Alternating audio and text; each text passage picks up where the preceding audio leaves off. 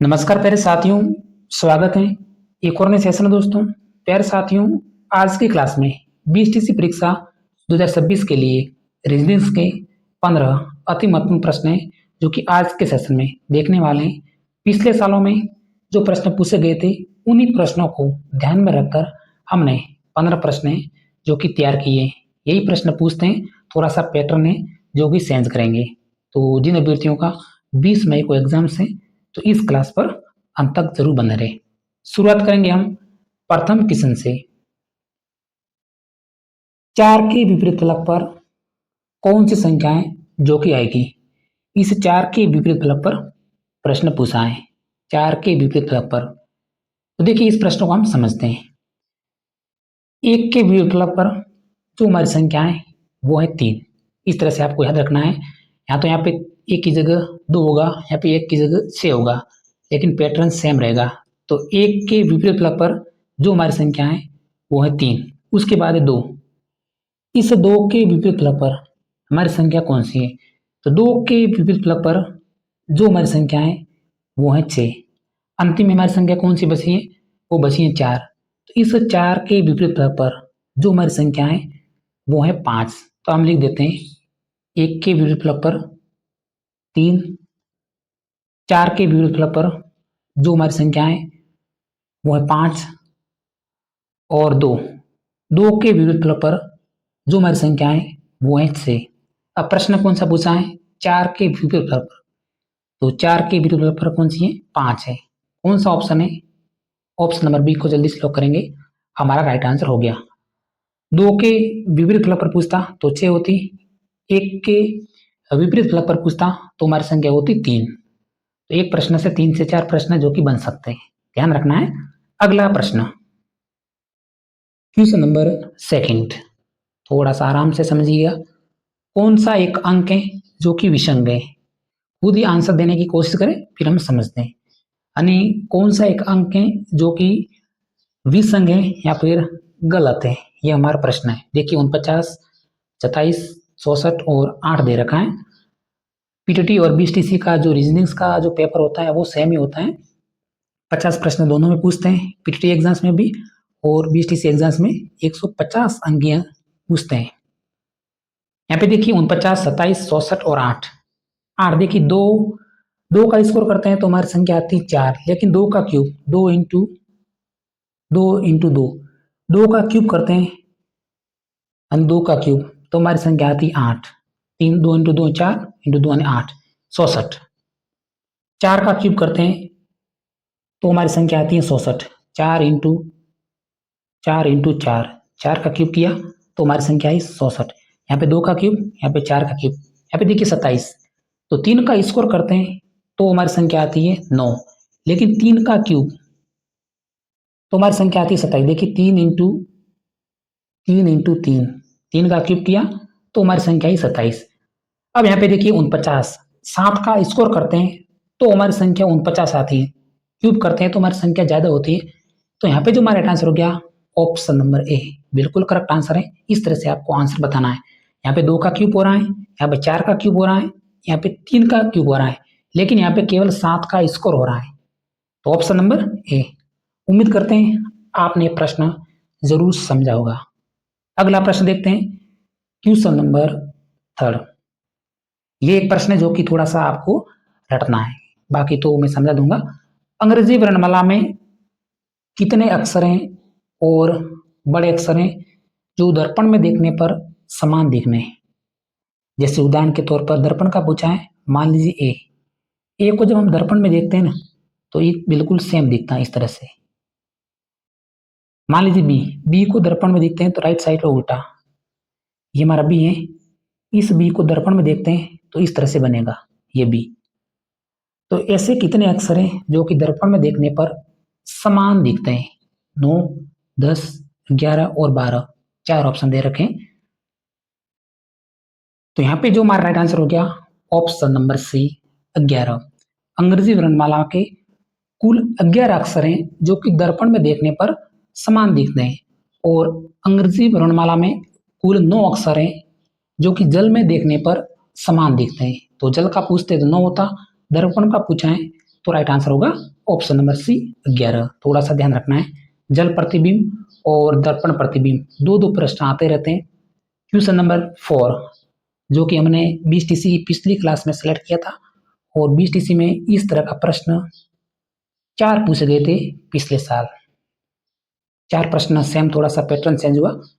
यदि किसी कूट भाषा में AT बराबर 20 दे रखा है और BAT बराबर 40, तो CAT का कोड क्या होगा? AT बराबर 20, BAT बराबर 40, तो CAT का पूछा है। तो इतना सर्वप्रथम आपको योग गुणा करना है। AT पहले आपको क्रमांक देखना है। एक का जो वर्णमाला क्रमांक होता है वो होता है 1। मैं यहाँ पे लिख देता हूँ A और T का। एक का वर्णमाला क्रमांक 1 T20, तो T का वर्णमाला क्रमांक होता है वो होता है 20। देखिए 1 और 20 इसका आपस में गुणा करते हैं तो हमारी संख्या कितनी आती है? 20। अब हम देखते हैं BAT। यहाँ पे मैं लिख देता हूँ B का वर्णमाला क्रमांक कितना होता है? A और B 2 इंटू A का वर्णमाला क्रमांक होता है 1 और T का जो वर्णमाला क्रमांक होता है वो होता है 20, T20। इस तरह से अब इसका आपस में गुणा कर लीजिए। 2 इंटू 1 1 इंटू 20 यानी 40। देखिए 40 आ रहा है, तो CAT C का वर्णमाला क्रमांक कितना होता है? CAOT यहाँ पे मैं आपको लिख देता हूँ C का 3 इंटू A का 1 इंटू T का 20, तो टोटल कितना आ रहा है? 60। 3 इंटू 1 इंटू 20, कौन सा ऑप्शन बन रहा है? ऑप्शन हमारा C बन रहा है, बिल्कुल करेक्ट आंसर है। जोड़ बाकी गुणा भाग करना है और इनका वर्णमाला क्रमांक है जो कि जल्दी से आपको याद रखना है, तो आंसर आपका मिल जाएगा। नेक्स्ट क्वेश्चन, क्वेश्चन नंबर 5 है, निम्न में से असंगत को चुनिए। असंगत 4 ऑप्शन दे रखे हैं, एक असंगत कौन सा है? पठार, पर्वत, समतल, पहाड़ी। यहाँ पे जल्दी से लॉक कर देते हैं, ऑप्शन नंबर सी राइट होगा, समतल सबसे अलग है। नेक्स्ट क्वेश्चन, क्वेश्चन नंबर 6 है हमारी स्क्रीन पे, लुप्त अक्षर आपको ज्ञात करना है। इस प्रश्नवाचक चिन्ह पे लुप्त अक्षर, तो पहले इसका आंसर आप खुद ही प्राप्त करने की कोशिश करें, आंसर बताने की, फिर हम समझते हैं। केवल इनके वर्णमाला क्रमांक है वो आपको याद रखने हैं। तो देखिए बी का जो वर्णमाला क्रमांक कितना होता है? बी का होता है 2, डी का 4, तो देखिए 2, बी का 4, एफ का 6, उसके बाद आई का जो वर्णमाला क्रमांक होता है वो होता है 9, आई का 9, उसके बाद एल का जो वर्णमाला क्रमांक होता है वो होता है 12, उसके बाद पी का जो वर्णमाला क्रमांक होता है वो होता है 16। अब आपको देखिए इसके बीच में अंतर निकालना है, 2 4 से 9 12 और 16 के मध्य, तो 2 और 4 के मध्य कितनी संख्याओं का अंतर आ रहा है? 2 का। इस तरह से आपको अंतर निकालते रहना, आंसर आपको जरूर मिलेगा। 4 और 6 के मध्य 2 संख्याओं का अंतर है। यहाँ पे देखिए 6 और 9 इन दोनों संख्याओं के मध्य कितनी संख्याओं का अंतर है? तो देखिए 3 संख्याओं का अंतर है। और 9 और 12 इन दो संख्याओं के मध्य कितनी संख्याओं का अंतर है? 9 तो 10 11 12, 3 संख्याओं का अंतर है। अब यहाँ पे देखिए 12 और 16 कितनी संख्याओं का अंतर है? 4 संख्याओं का अंतर है। अब यहाँ पे आपको समझना है, 2 बार 2 आया है, 2 बार 3 आया है, तो यहाँ पे उम्मीद करते हैं कि 2 बार जरूर 4 आएंगे। कुछ नहीं करना, 16 यहाँ पे पी का जो वर्णमाला क्रमांक कितना होता है? 16 होता है, इसमें आपको 4 ऐड कर देना है, तो यहाँ पे वर्णमाला क्रमांक कौन सा आ रहा है? 20। तो देखिए ऐसा कौन सा वर्णमाला का क्रमांक है, वर्णमाला का अक्षर है जिनका क्रमांक 20 होता है? T20 हमने पहले से सुना है, इसका जो वर्णमाला क्रमांक होता है वो होता है 20, T20। तो यहाँ पे ऑप्शन नंबर डी है जो कि हमारा राइट आंसर हो गया। उम्मीद करते हैं प्रश्न आपने जरूर समझा होगा। पहले इनका वर्णमाला क्रमांक लिखना है, फिर आपको वर्णमाला क्रमांक लिखने के बाद उन संख्याओं के बीच में आपको अंतर निकालना है, फिर अपना आंसर 100% मिलेगा। नेक्स्ट क्वेश्चन, प्रश्न बोल रहा है क्वेश्चन नंबर 7, निम्न में से कौन सा वर्ष लीप वर्ष है? लीप वर्ष और साधारण वर्ष, तो साधारण वर्ष में दिनों की संख्या होती है वो होती है 365। लीप वर्ष दिनों की संख्या होती है वो होती है 367। प्रश्न ऐसे भी बन सकता है कि लीप वर्ष में दिनों की संख्या कितनी होती है, तो 367, क्योंकि फरवरी है वो एक दिन ज़्यादा होता है लीप वर्ष में। तो 1970 दे रखा है, 1972, 1882 और 1997 दे रखा है। अगर आपको ऐसे प्रश्न देखने को मिलेंगे तो आपको लीप वर्ष की मैं आपको तरीके जो कि बता देता हूँ। मान लीजिए एक वर्ष है 2016, मैं यहाँ पे लिख देता हूँ। दूसरा मैं वर्ष यहाँ पे लिख देता हूँ 2016 के बाद 20, 2020 के बाद एक वर्ष मैं यहाँ पे लिख देता हूँ 2024, 2024 के बाद एक वर्ष में लिख देता हूँ 28, और 28 के बाद 2032। ये जो हमारे वर्ष होते हैं वो होते हैं लीप। अब आपको यहाँ पे देखना है 2016 और 20 में कितने साल का अंतर है। आप सर के 4 साल का अंतर आ रहा है 20 में। 20 और 24 के मध्य कितने साल का अंतर आ रहा है, 4 साल का। 24 और 28 के मध्य कितने साल का अंतर आ रहा है, 4 साल का। और 28 और 32 के मध्य कितने वर्ष का अंतर आ रहा है, तो सर जी 4 साल का अंतर आ रहा है। तो लीप वर्ष में हमेशा 4 वर्ष का अंतर आता है। तो आपको कुछ नहीं करना, अब जो आपको ये संख्या दे रखी है इनमें पीछे वाली जो आपको संख्या दिखाई दे रही है इसमें आपको 4 का भाग लगाना है। जिस संख्या में 4 का भाग पूरा पूरा जाएगा वो हमारा लीप वर्ष होगा। जिस संख्या में 4 का भाग पूरा पूरा नहीं जाएगा तो वो हमारा साधारण वर्ष होगा। तो यहाँ पे मैं तुरंत आपको आंसर बता देता हूँ। देखिए 17 में 4 का भाग पूरा पूरा नहीं जा रहा है। 1972, देखिए 72, पीछे वाली संख्या में 4 का भाग लगा देता हूँ, एक बार और 8 बार, पूरा पूरा जा रहा है 72 में 4 का भाग, यानी 18 बार जा रहा है 4 का भाग। तो ये जो हमारा राइट आंसर हो गया ऑप्शन नंबर बी। ये हमारा एक प्रकार का लीप वर्ष है। क्यों लीप वर्ष है, इसमें 4 का भाग पूरा पूरा जा रहा है और शेषफल 0 आ रहा है। Next question number 8। प्रश्नों को समझने की कोशिश करें और मैं बिल्कुल आसान तरीकों से आपको प्रश्न समझाता हूँ।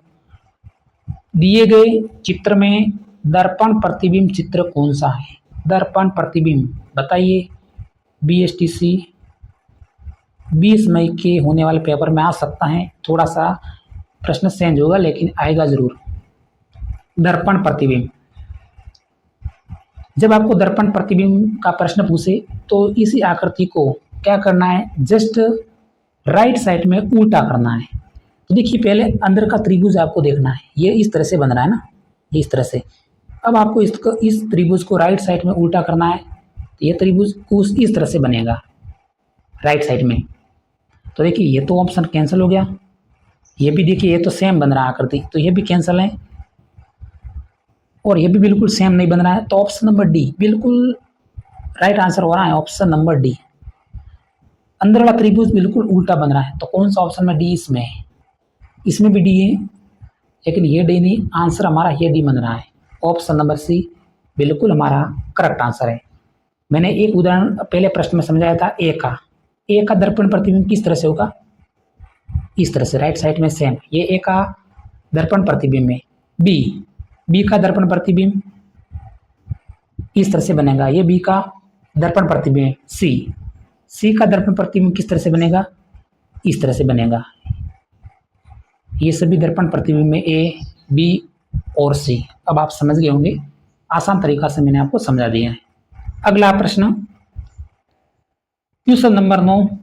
ये प्रश्न देखिए चेंज हो गया, यहाँ पे पूछ दिया है जल प्रतिबिंब का, दर्पण प्रतिबिंब के बाद जल प्रतिबिंब। यह आकृति यहाँ पर बॉक्स दे रखा है, इसका दर्पण प्रतिबिंब। तो जल प्रतिबिंब हम जस्ट राइट साइड में उल्टा करते हैं, दर्पण प्रतिबिंब में ऐसा नहीं करना है। दर्पण प्रतिबिंब जस्ट नीचे की ओर उल्टा करना, जैसे ए का दर्पण प्रतिबिंब नहीं, जल प्रतिबिंब इस तरह से बनेगा। अगर मान लीजिए बी का जल प्रतिबिंब पूछता किस तरह से बनता, कभी कभी अक्सर दे देते हैं और फिर पूछते हैं, तो बी का दर्पण प्रतिबिंब तो राइट साइड में इस तरह से बनता है, लेकिन बी का जल प्रतिबिंब में बिल्कुल सेम बनता है। क्योंकि अंग्रेजी वर्णमाला के कुल 9 अक्षर ऐसे हैं जिनका जल प्रतिबिंब में जो कि सेम बनता है। अब यहाँ पे देखिए टी का दर्पण प्रतिबिंब इस तरह से बन गया, ए एक्स का दर्पण प्रतिबिंब सेम बनेगा, और एल का दर्पण प्रतिबिंब जल प्रतिबिंब इस तरह से बनेगा। तो इस तरह से हमारी आकृति कौन सी बन रही है? आकृति नंबर 3 देख लीजिए, जस्ट उल्टा नीचे की ओर बन रहा है। ऑप्शन नंबर तीसरा ये राइट आंसर हो गया। वैसे आप समझ गए होंगे। नेक्स्ट क्वेश्चन नंबर 10 है हमारी स्क्रीन पे, जो कि एसआई परीक्षा और बड़े बड़े एग्जाम से पूछा है। चलो ये भी प्रश्न आपको ट्रिक से समझाएंगे। प्रश्न कह रहा है कि आकृति में वर्गों की संख्या है। इस आकृति में वर्गों की संख्या, तो कुछ नहीं करना, 1 का स्कोर कर देना है। पहले काउंट कर देना 1 2 3, फिर स्कोर कर देना 1 का स्कोर, 2 का स्कोर, 3 का स्कोर। 1 का स्कोर कितना होता है 1, 2 का स्कोर कितना होता है 4, 3 का स्कोर कितना होता है वो होता है 9। इस तरह से आपको काउंट कर देना, 9 और 1 10 और 4 14। इस टोटल आकृति में वर्गों की संख्या कितनी है? वो है ऑप्शन नंबर ए 14। अब आप समझ गए होंगे। अगर मान लीजिए एक आकृति बढ़ा दी, चलो थोड़ा सा एक आकृति बढ़ा देते हैं, यहाँ पे वर्गों की संख्या चलो ज़्यादा पूछ लेते हैं, इस तरह से पूछ लेते हैं, ठीक है। अब मान लीजिए पूछेगी दी गई आकृति में वर्गों की संख्या कितनी है, तो पहले काउंट कर दीजिए 1 2 3 और 4, फिर आपको स्कोर लगा देना 1 का स्कोर, 2 का स्कोर, 2 का स्कोर, 3 का स्कोर और 4 का स्कोर। फिर 1 का स्कोर कितना होता है 1, 2 का स्कोर 4, 3 का स्कोर 9 और 4 का स्कोर होता है वो होता है 16। तो देखिए 16 और 4 20, 16 और 4 और 20 और 10 30। तो इस आकृति में वर्गों की संख्या कितनी होगी? वो होगी सर जी 30। और पहले वाली आकृति में जो हमारे वर्गों की संख्या कितनी थी? तो वो थी ऑप्शन नंबर ए 14। अगला प्रश्न क्वेश्चन नंबर 12 देखते हैं। प्रश्नवाचक चिन्ह पे कौन सी संख्या है जो कि हमारी आएगी? इस तरह से सीरीज दे रखी है और पूछा है। तो सर्वप्रथम आपको ऐसी सीरीज बीटीसी के पेपर में 20 मई को दिखाई दे तो अंतर निकालना। 3 और 5 के मध्य कितनी संख्याओं का अंतर है? तो 2, 5 और 4 के मध्य 4, 9 और 15 के मध्य 6 संख्याओं का अंतर है, 15 और 23 के मध्य 8 संख्याओं का अंतर है। देखिए सीरीज बन रही है 2 4 से 8, और अगला अक्षर हमारा कौन सा आ रहा है? वो आ रहा है सर जी 10, बिल्कुल 10 आ रहा है ना। तो 23 में 10 ऐड कर देना है, 23 प्लस 10 तो हो गई हमारा 33। प्रश्नवाचक चिन्ह पे जो हमारी संख्या आएगी वो आएगी 33, क्योंकि हम समझ गए एक सीरीज बन रही है 2 4 6 8 10। तो अगले वाली संख्या यहाँ पे हम 23 में जैसे 10 ऐड करेंगे तो हमारा 33 आ जाएगा। Option number B. इतना आसान तरीका से मैंने आपको समझाया है, तो लाइक तो करना बनता है प्यारे साथियों, और ताकि और भी मेरी क्लास आपको देखने को मिलेगी। प्रश्न संख्या 13। चलो 13 प्रश्न है, और प्रश्नवाचक चिन्ह में प्रश्न पूछा है क्योंकि बीएसटीसी 2012 के पेपर में पूछा है। तो ऐसे प्रश्न दिखाई दे तो आपको घन और वर्ग में आंसर बताना है। 4 9 16 किस तरह से आ रहा है ये आपको देखना है। तो प्यारे साथियों जैसे हम 2 का स्कोर करते हैं तो हमारी संख्या 4 आती है। 2 का स्कोर किया तो हमारी संख्या 4 आ रही है, 2 का स्कोर। 3 का स्कोर करते हैं तो हमारी संख्या 9 आ रही है। 4 का स्कोर करते हैं तो हमारी संख्या 16 आ रही है। यहाँ पे 2 का स्कोर, यहाँ पे 3 का स्कोर, यहाँ पे 4 का स्कोर, और यहाँ पे हम 5 का स्कोर करते हैं तो हमारी प्रश्नवाचक चिन्ह पे जो संख्या आ रही है वो आ रही है 25। ठीक है, केवल आपको स्कोर करना है। हमने स्कोर कर दिया है। यहाँ पे देखिए 5 भी आ रहा है और यहाँ पे 25 भी आ रहा है। प्रश्नवाचक का पूछा है तो ऑप्शन नंबर बी जरूर भरना है। जल्दबाजी में हमें ये सी ऑप्शन ही भरना है। कई व्यक्ति भर देते हैं कि देखिए 5 आ रहा है। पिछले सालों में कई बार ये ऑप्शन नंबर सी भरा है, फिर ऑब्जेक्शन भी उठाया था, लेकिन सही आंसर सीरीज के अनुसार ऑप्शन नंबर डी बन रहा है। 2 3 4 5 उसने कि हमने स्कोर किया है। कभी कभी 2 का क्यूब में पूछ लेते हैं, 2 का क्यूब कर देते हैं, 3 का क्यूब, 4 का क्यूब, 5 का क्यूब, तो यहाँ पे 125 दे देते हैं इस तरह से। क्वेश्चन नंबर 14 जो संबंध रोटी का गेहूं से है वही संबंध ईंट का किससे है? रोटी का संबंध गेहूं से है तो ईंट का संबंध पूछा है। देखिए समझते हैं, रोटी गेहूं से बनती है ना, तो इसी प्रकार ईंट किससे बनती है? वो बनती मिट्टी से। ऐसे आपको अर्थ निकालना है कि रोटी का ऑप्शन गेहूं दिया है तो हमारे मन में आया कि रोटी बनती है, वो बनती है गेहूं से। कई अभ्यर्थी बोलेंगे सर बाजरे से भी बनती है। यहाँ पे देखिए रोटी और गेहूं के बीच हमें संबंध निकालना है कि रोटी गेहूं से बनती है, इसी प्रकार ईंटें किससे बनती है? तो वो मिट्टी से बनती है। ऑप्शन नंबर बी, भवन नहीं बनना है। चलो भाई अंतिम प्रश्न देख लेते हैं आज की क्लास का, हमारा क्वेश्चन नंबर 15। और एक प्रश्न जो कि मैंने स्किप किया था उसकी जगह मैंने नया प्रश्न है जो कि आपको समझाऊंगा। नीचे दी गई आकृति में त्रिभुजों की संख्या कितनी है? इस आकृति में त्रिभुजों की संख्या ट्रिक से समझाऊंगा ताकि आपका प्रश्न गलत नहीं होगा। बस आप प्रश्न ऐसे ही पूछेगा और एक संख्या ज़्यादा पूछेगा। इस आकृति में ये पूछा है टोटल 1 2 और अगली बार एक संख्या ज़्यादा पूछ लगेगा इस तरह से। तो 1 2 और 3 इस तरह से आपको काउंट कर देना है। फिर जो भी हमने संख्या काउंट की देखिए ये 1 2 और 3 इसको काउंट करेंगे तो हमारी संख्या आएगी 3 और 2 5 और 1 6। इसमें तो टोटल त्रिभुजों की संख्या कितनी है? 6। इस आकृति में 1 2 3 और 4 7 8 9 और 10 इस आकृति में त्रिभुजों की संख्या कितनी है? वो हमारी 10। हमने कुछ नहीं किया, केवल नंबरिंग करके हमने केवल काउंट किया है तो हमारी त्रिभुजों की संख्या अपने आप आ गई है। Option number B. आज की क्लास का यही हमारा अंतिम प्रश्न था। तो प्यारे साथियों आज के सेशन में इतना ही। इसी तरह मिलेंगे अगले सेशन में। धन्यवाद।